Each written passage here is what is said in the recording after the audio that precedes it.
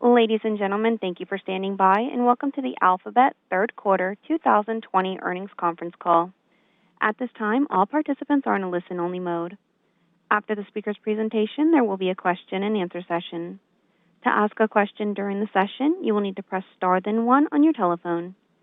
If you require any further assistance, please press star then 0.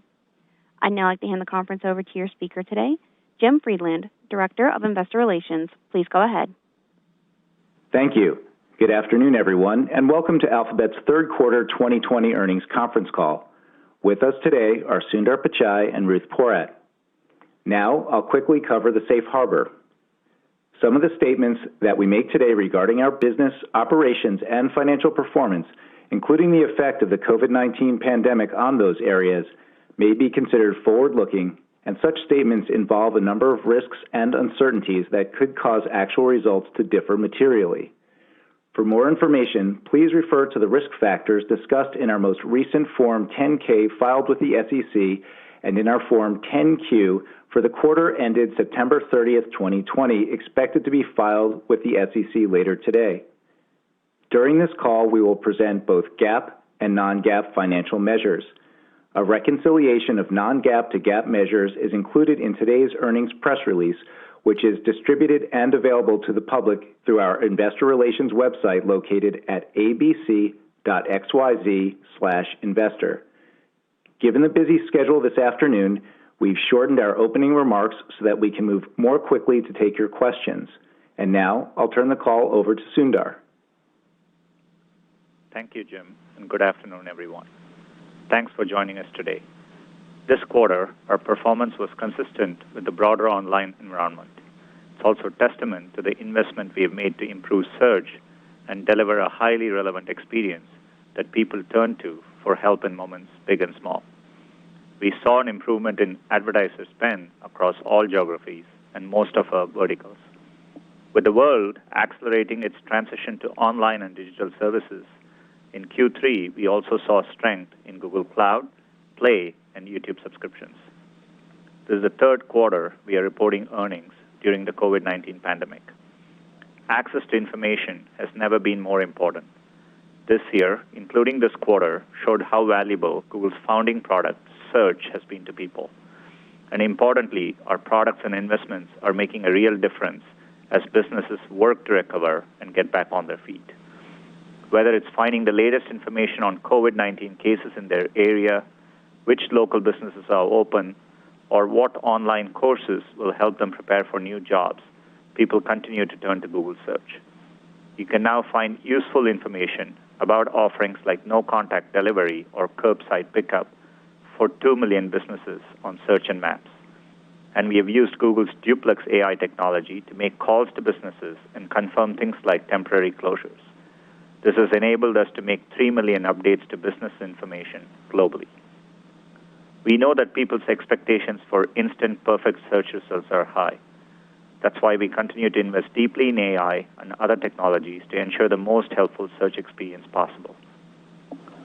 2 weeks ago, we announced a number of search improvements, including our biggest advancement in our spelling systems in over a decade, a new approach to identifying key moments in videos, and one of people's favorites, Hum to Search, which will identify a song and artist based only on humming. We also announced that BERT, a huge breakthrough in natural language understanding that we introduced last year, now improves results for almost every English search query.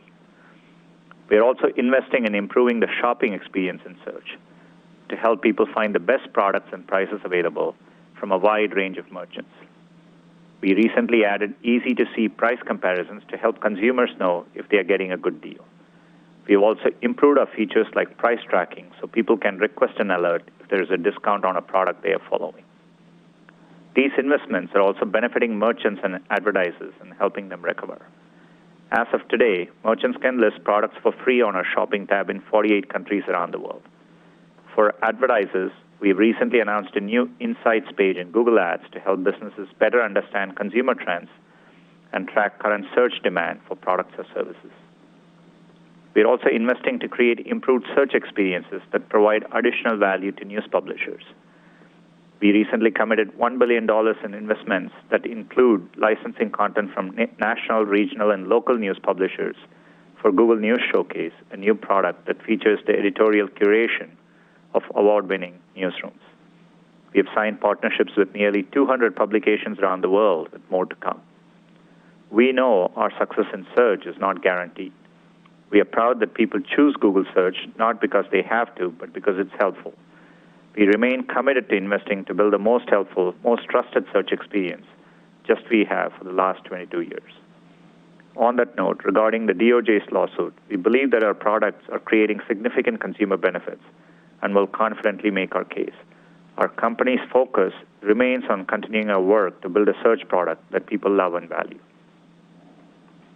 Moving on to other parts of our business this quarter. In hardware, we highlighted some great new products available for the holidays. Our new Pixel phones bring together the very best of Google's hardware, software, and AI at an affordable price with new camera and assistant features. And our latest Chromecast now comes with Google TV, which brings together movies, shows, and live TV from across apps and subscriptions and organizes them for you. We are pleased with the positive reviews, and we have a terrific product roadmap ahead. On to YouTube. People come to YouTube for entertainment, information, and opportunities to learn something new. As a sign of the times, views for guided meditation videos are up 40% since mid-March, while DIY face mask tutorials have been viewed over 1 billion times. YouTube subscriptions also continue to grow. YouTube now has over 30 million music and premium paid subscribers, and over 35 million, including those on free trials. YouTube TV now has more than 3 million paid subscribers. Next, cloud. 3 trends are driving the continued momentum of our cloud business. First, as the shift to digital accelerates, Google Cloud continues to provide a foundation for data processing and analytics, one of the fastest growing segments of the market. BigQuery, which provides real-time and predictive analytics, is winning retailers like Best Buy, helping them create better experiences for shoppers. Customers value our differentiated AI ML-based industry-specific solutions. This is leading to significant wins with brands like Unilever, Amwell, and Reckitt Benckiser. Additionally, we are working with government agencies like the U.S. Navy to modernize maintenance operations for vessels and facilities. We are also partnering with the Defense Innovation Unit, part of the U.S. Department of Defense, to help military doctors with cancer detection research. And recently, we signed an enterprise agreement with the U.S. Department of Energy to help scale research efforts and innovate across national labs and field sites. Second, customers are increasingly moving to the cloud to drive efficiencies and lower IT costs.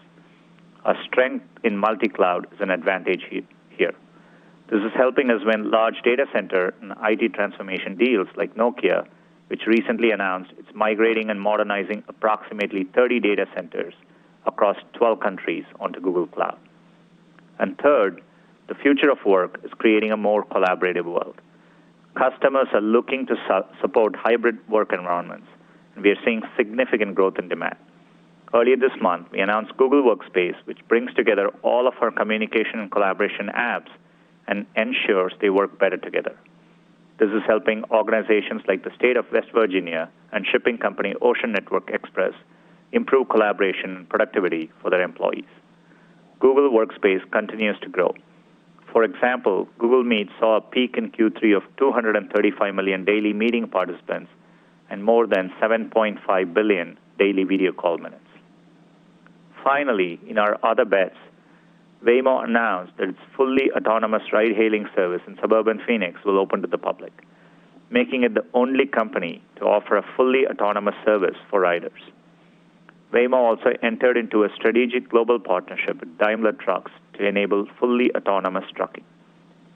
Before I close, I want to reiterate our 4 key areas of focus, which you've heard me talk about all year. First, creating the most helpful products for everyone. Our investments in search, maps, and shopping that I discussed earlier, as well as YouTube, are prime examples. Second, providing the most trusted experiences for our users. We continue to work hard to keep users safe and put them in control of their information. Every day, Gmail blocks more than 100 million phishing attempts, and Google Play Protect scans over 100 billion apps for malware and other issues. Third, executing at scale productively, securely, and collaboratively.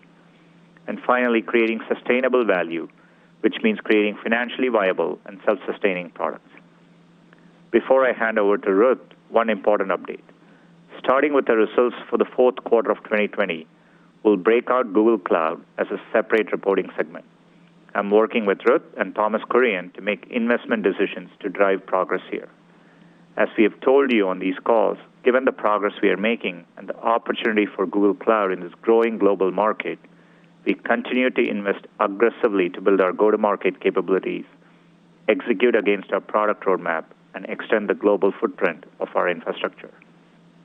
With this segmentation, you will additionally see information about the scale of our investments, which should help you gauge the progress we are making on the multi-year path ahead to create sustainable value. Thanks to all the Googlers around the world for everything you're doing to help our users and partners. I hope everyone stays safe, and let me reiterate my gratitude to essential workers, healthcare providers, first responders, teachers, and scientists everywhere. With that, I'll now turn it over to Ruth. Thank you, Sundar. We are very pleased by our results in the third quarter, which reflect both broad-based increases in advertiser spending in search and YouTube, as well as ongoing strength in our non-advertising revenue lines, in particular Google Cloud and Play. Starting with consolidated Alphabet results, our total revenues in the quarter were $46.2 billion, up 14% year-on-year and up 15% in constant currency. Our total cost of revenues was $21.1 billion, up 20% year-on-year, primarily driven by other cost of revenues, which was $13 billion and up 29% year-over-year.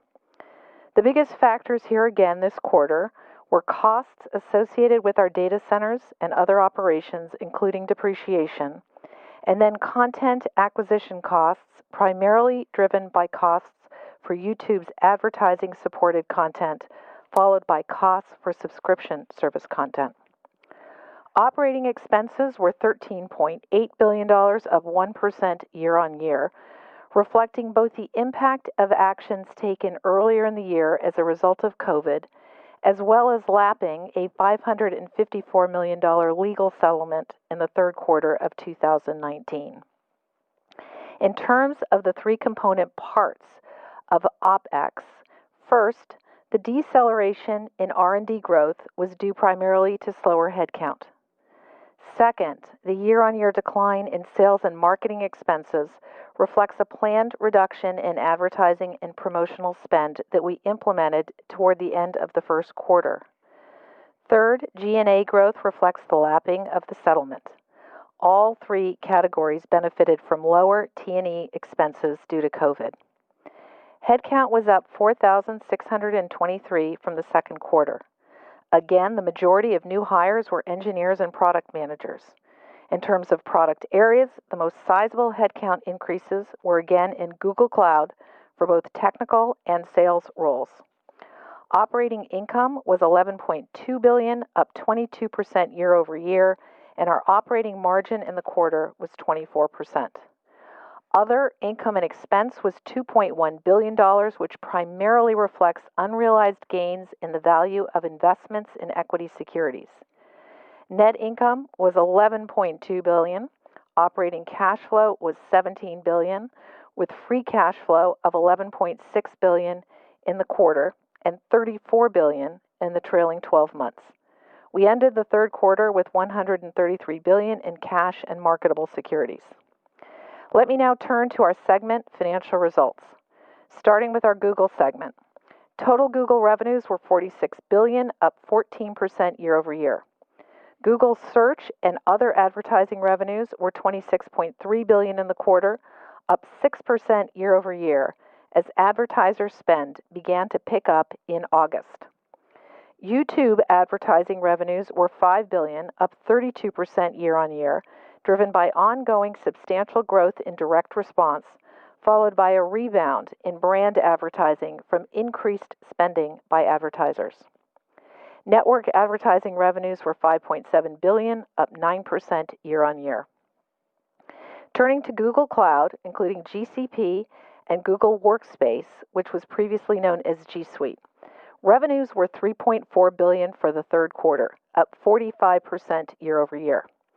GCP maintained the very strong level of revenue growth it delivered in the second quarter, and its revenue growth rate was again meaningfully above cloud overall. Growth in Google Workspace revenues was driven by seat growth, followed by growth in average revenue per seat. Other revenues were $5.5 billion, up 35% year-over-year, primarily driven by growth in Play and YouTube non-advertising revenues.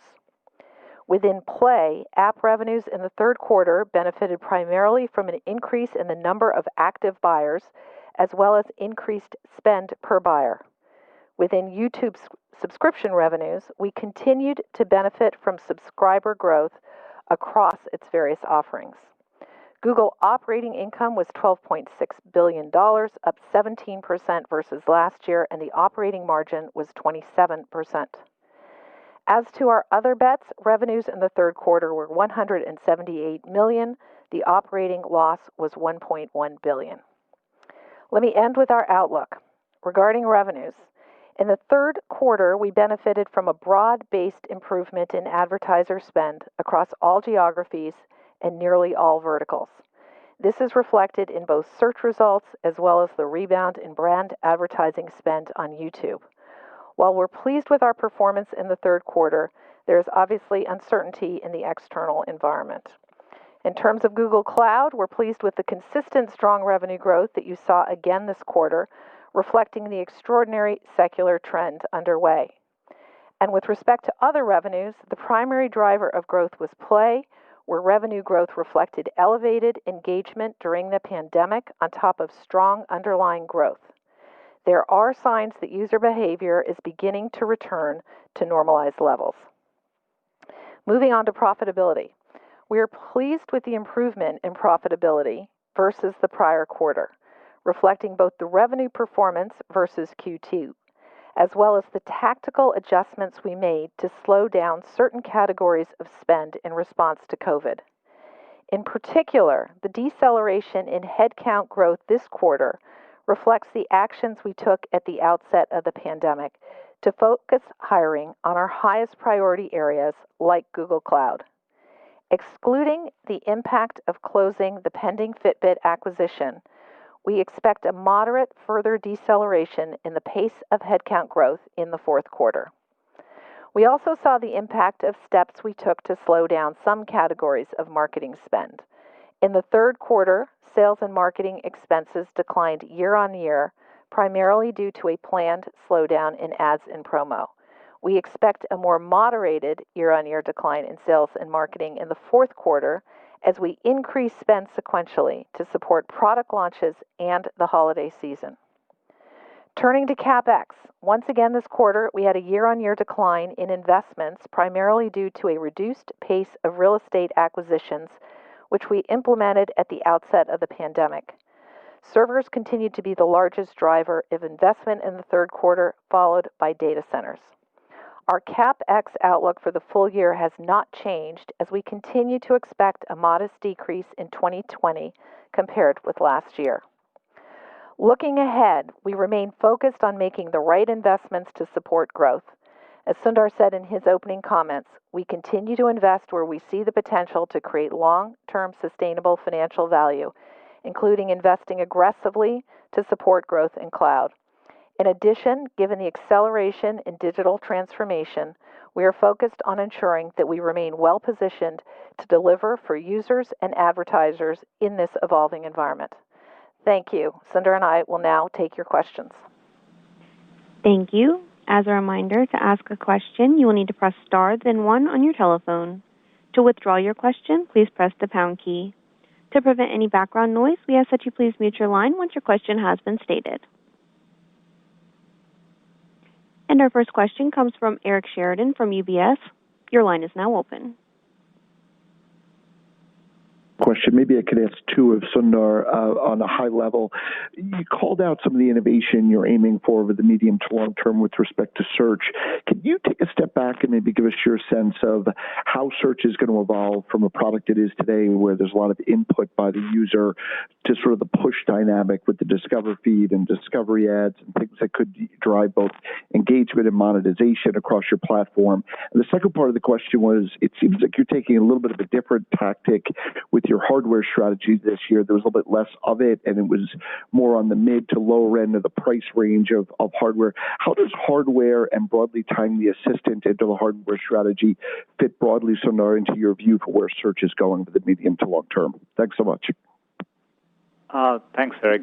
Good questions. On search, you're right. Today, particularly with mobile and with ambient computing, that is, you having access to computing across other form factors, I think information, both you go looking for it, and there are times, it's important that you have relevant information at your fingertips. So, I do think about it as a holistic user journey, and obviously, in search will continue to evolve. Discover has been very good in terms of Discover, and YouTube both play a role in making sure people are getting relevant information, and I think for us it's important holistically we are meeting users' information needs, and out of which the monetization opportunity also works as well. So this is why be it Discover or be it how we pick up on YouTube, all of that matters for us. On your second question on hardware, I'm excited about we are doing some deeper investments in hardware, which are some of it takes 2 to 3 years to come together, and so I'm excited at the terrific roadmap ahead. I think we have definitely shown with Pixel 4a, Pixel 5, clear value proposition, and we'll build on that. Our portfolio, we are thoughtfully thinking about what are the important form factors, which matters, and we do think about it with the view of where search and assistant will be important as well. So in many ways, hardware is there to strategically benefit both how we guide the Android ecosystem, how do we make sure information is right there at users' fingertips. And so those are both strategic views we take into it as well. But I'm excited about the roadmap ahead, and next year you will see us lean more into, some of our deeper investments will come into play there. Thank you. And our next question comes from Doug Anmuth from J.P. Morgan. Your line is now open. Thanks for taking the question. Ruth, we appreciate the incremental color on 3Q and 4Q expenses. I was just hoping that you could help us understand, the cost structure a little bit more, kind of as we're coming out of this, and just, whether you're anticipating any more notable changes just coming out of the pandemic, kind of around the sustainability of the margin improvements that you saw in this quarter. Thanks. Thanks for that, Doug. So, as I said, as a result of COVID, we did make tactical adjustments to slow the pace of spend in certain categories, and that started late in the first quarter, and in part that's what you see here, plus the impact from the improvement in revenue performance. And we do remain focused on optimizing efficiency where we can. We've said that on many prior calls, but as we've also discussed with you on prior calls, as both Sundar and I noted today, we are committed to making the right investments to support long-term profitable growth. And I think what's exciting in this environment, there appears to be an acceleration in digital transformation that underscores the importance of the products and services that we provide and the longer-term opportunities. So we will continue to invest to, best position us for the long-term opportunity. An obvious example is cloud. We do intend to maintain a high level of investment given the opportunity we see. That includes the ongoing increases in our go-to-market organization, our engineering organization, as well as the investments to support, the necessary CapEx. So hopefully that gives you a bit more color there. Thank you. Thank you. And our next question comes from Heather Bellini from Goldman Sachs. Your line is now open. Great. Thank you very much for taking the question. Sundar, I had a question for you. Just Thomas has been the head of Google Cloud now for around 2 years, if I remember correctly. I'm just wondering, what do you see as the biggest changes he's put into place that has allowed the business to start gaining what appears to be materially more share?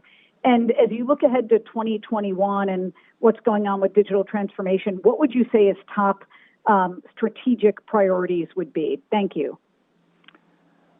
Thanks, Heather. A couple of things stand out for me. I think it's been a very consistent focus strategy. So the focus on the 5 major geographies, the 4 customer segments, and the 6 priority industries: healthcare, retail, financial services, media and entertainment, manufacturing, and public sector.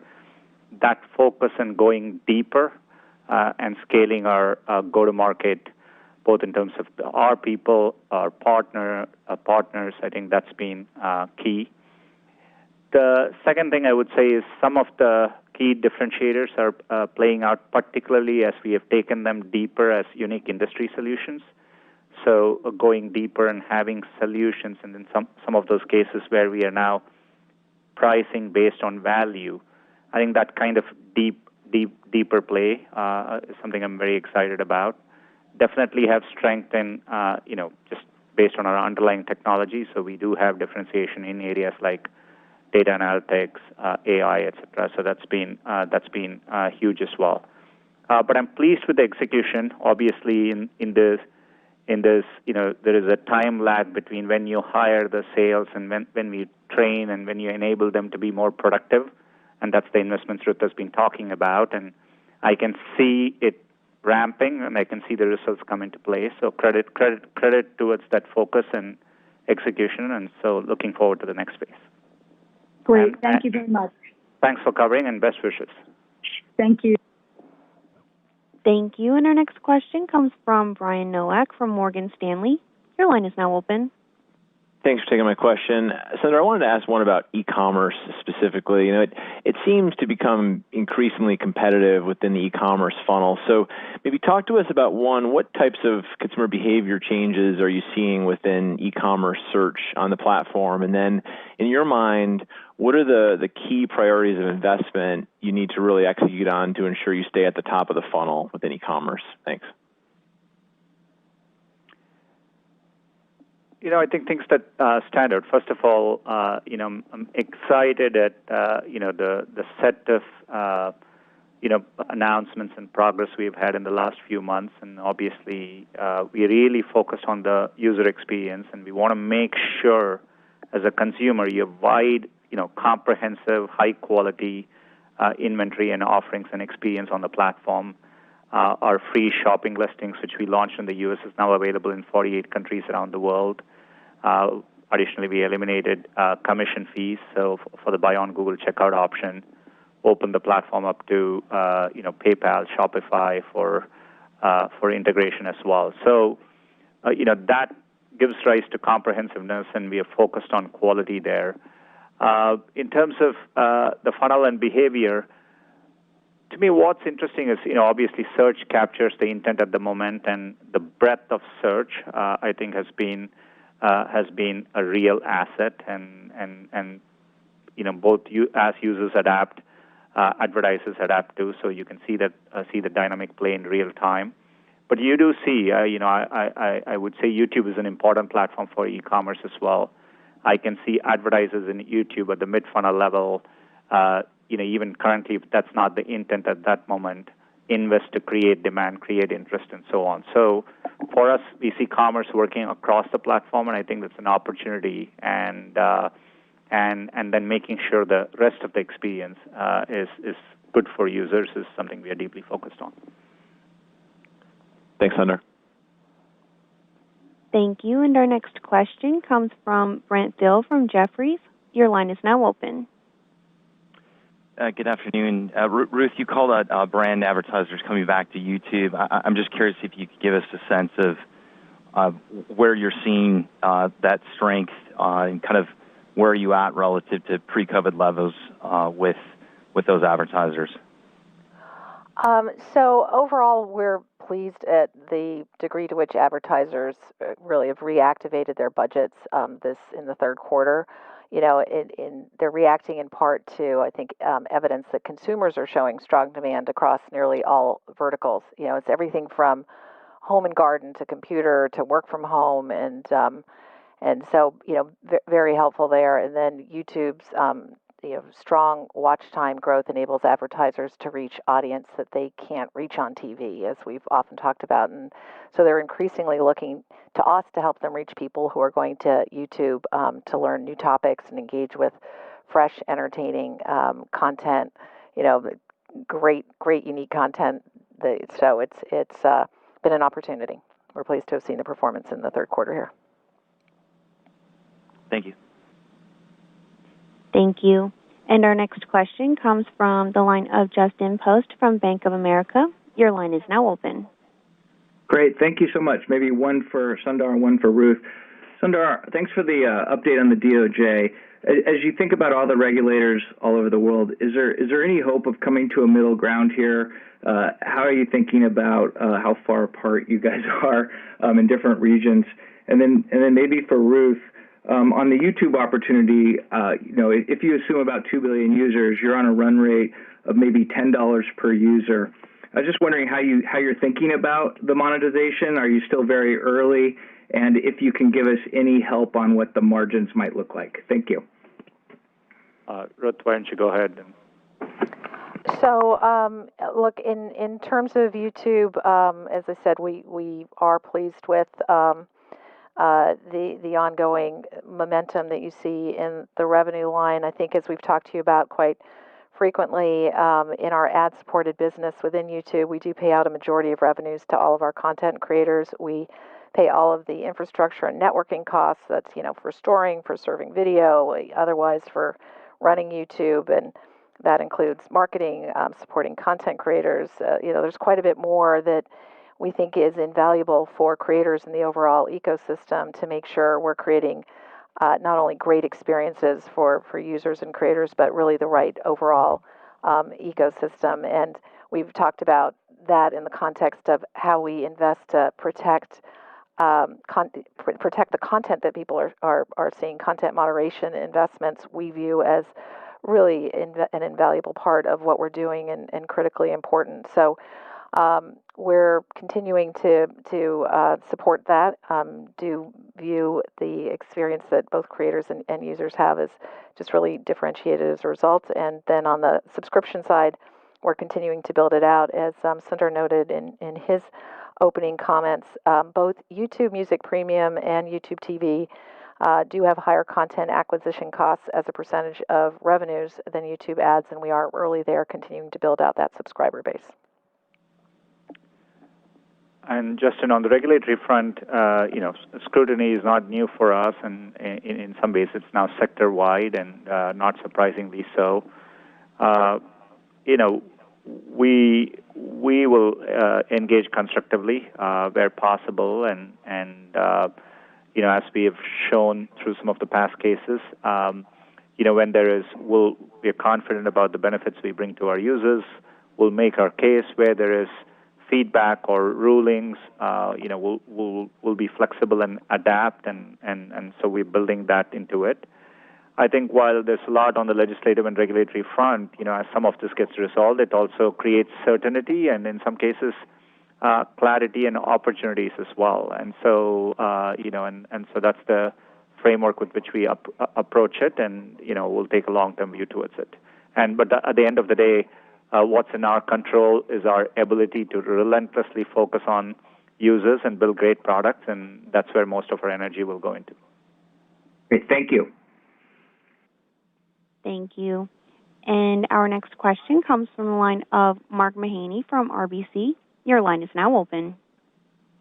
Thanks. Two questions, please. It sounds like you're going to provide more disclosure on Google Cloud in the fourth quarter. Will that also be on the profitability of Google Cloud, or could you address the question of whether Google Cloud has reached a point of scale where it's no longer dilutive to overall margins?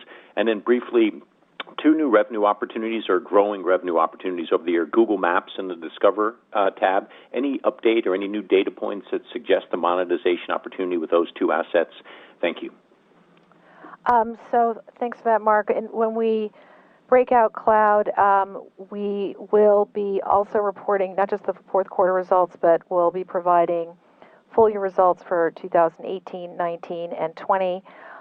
We'll be providing not just the revenue disaggregation data that we expanded earlier this year, but we will be adding operating income for each of our segments, which we think is the most relevant data. And the point that both Sundar and I have underscored is that we are investing aggressively in cloud given the opportunity that we see, and frankly the fact that we were later relative to peers. We're very encouraged by the pace of customer wins and the very strong revenue growth in both GCP and Workspace, but we do intend to maintain a high level of investment to best position ourselves. And I kind of went through some of those items, the go-to-market team, the engineering team, and CapEx. And so we describe this as a multi-year path because we do believe we're still early in this journey. On Maps and Discover, etc. Again, I think I spoke a little bit earlier about thinking it through more holistically. An example where we, I think, worked well is, as developers were looking to promote apps with their universal app campaigns, you could really reach across, and it's a good model to think about. Recently, for example, to serve small and medium businesses, we expanded smart campaigns to 150 countries, and if you're a small business owner, you can set up your first campaign, create your first ad in 15 minutes from your mobile device. So for me, thinking about these surfaces as we'll do the hard work to make sure the most relevant information gets, and thinking about it more holistically, and I think gives us a chance to also engage users in the way they want us to. Sometimes when they come looking for it, and sometimes when they proactively want information given to them. And so that's the overall view, and I think the opportunity is very exciting ahead. Okay. Thank you very much. Thank you. And our next question comes from the line of Dan Salmon from BMO Capital Markets. Your line is now open. Great. Thanks, and good afternoon, everyone. Sundar, in his response to the DOJ's lawsuit, Kent Walker compared your search partnerships to how a cereal brand might pay a supermarket to be at the end of the row or at eye level. We've also heard Philip Schindler talk about your addressable market being potentially twice as large as commonly viewed, and maybe that includes things like those payments inside supermarkets. So my question is two-part. Firstly, is it fair to tie those two types of comments together and assume that they're related to each other? And then second, could you maybe talk about how that might matter to your bigger picture thinking about the advertising and commerce opportunity for Google, and in particular, the competitive environment you face? Yeah, Dan, at a high level, stepping back from it all, our mission is to provide information. So the competitive environment we face is, particularly with mobile, when users are looking for information, there's so many choices they have. And so the question is, making sure Google is a relevant way by which they get that information. And, you can imagine when people are looking to buy products, all the competitors that exist, travel, booking hotels, or, any category you take. And so for us, that's why I talk about holistically competing and making sure we can provide relevant information is both the competition we face for mind share, and that's the opportunity we have ahead. In terms of specifics of the DOJ case and stuff, and I'm confident. We have approached everything both with the view of making sure we create the best user experience, and B, we really want. We've always built Google for everyone, so we want it to be available on all platforms and be convenient for users to access our services, and as part of that, partner with other companies in doing so. And so, look forward to making our case there, but it's definitely early days, and we are still reviewing and understanding it all, and I'm sure we'll update more as time goes by. Okay, thank you. Thank you. And our next question comes from the line of Colin Sebastian from Baird. Your line is now open. Thanks. I have a couple here as well. Maybe just to follow up on the shopping question, specifically on YouTube, if you could expand on the role that shopping and shopping ads are now playing in the growth strategy there. And on Google Workspace, it seemed like this is a unique opportunity with work from home to really drive adoption and monetization of these services, including Meet, as well as bundling with cloud services. So I wonder if you could provide any more detail on levels of usage and engagement you're seeing with those applications, and how you plan to monetize those going forward. Thank you. Great. On shopping and YouTube, definitely say we are on the earlier part of the journey, but we have seen the strength in YouTube for direct response and on a few other categories, and I think the experiences we see there, I think, can directly carry over to commerce and as we build out the experience. So I see that as an opportunity. I earlier also mentioned about, while search is currently capturing the intent at that given time, YouTube advertisers can take a longer-term view, create brand awareness, create interest, and so on. So that also offers, opportunities. So we today in many categories have creators with very compelling content, and I've always felt things work well if you match user interest and it's very relevant to users. And so I think there is a lot of commercial activity on YouTube organically, and so I see it as a long-term opportunity. On Google Workspace, I'm very excited at we both have strong growth. I mentioned Meet metrics earlier, that we saw a peak of 235 million daily meeting participants in Q3 and more than 7.5 billion daily video call minutes. Definitely significant growth in Meet, as well as our other products like Docs, Drive, and Chat. But Google Workspace also now creates that unified experience, and I think we are definitely seeing a lot of interest demand there. I do think COVID is really accelerating the future of work, and many of the trends there are will last through time. And I think gives all of us a chance to reimagine this, reimagine what does collaboration and productivity at scale, including people working remotely, looks like, and we plan to be at the forefront of it, and so I'm excited for the opportunity there. Great, thank you. Thank you. And our final question comes from the line of Ross Sandler from Barclays. Your line is now open. Hi, just two questions. If we look at search, your growth rates in January and February compared to today, so pre-COVID versus today, I guess how many categories are above the Jan-Feb growth rate? Is travel the only large category at this stage that's running below, your pre-COVID growth rates in search? And then the second question is, on the topic of the Apple search agreement, so as you guys said in your blog post, based on other agreements where you've seen things change hands, you didn't really lose a lot of query volume after the change.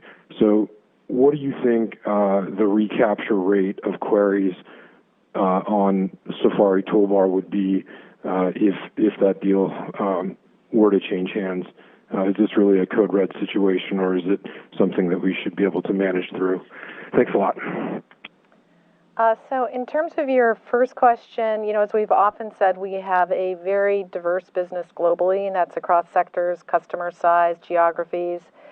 And, with respect to sectors, we saw broad-based improvement across virtually all. It basically mirrors what you see in the broader economy, and we don't break out more than that, but it was quite broad-based. In terms of your second question, Sundar, do you want to take that?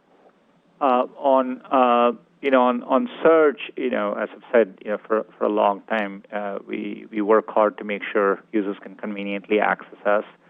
Most of our partners choose us because we are the best search provider. Users find us having the highest search quality, and so there's organic demand for it. And we believe in investing in our experience across all our platforms, and so we are definitely committed to making sure we can serve our users everywhere, and we are really focused on it. Thank you. And that concludes our question and answer session. I'd like to turn the conference back over to Jim Friedland for any closing remarks. Thanks, everyone, for joining us today. We know you all have a busy evening. We look forward to speaking with you again on our fourth quarter 2020 call. Thank you, and have a good evening. Ladies and gentlemen, this concludes today's conference call. Thank you for participating, and you may now disconnect.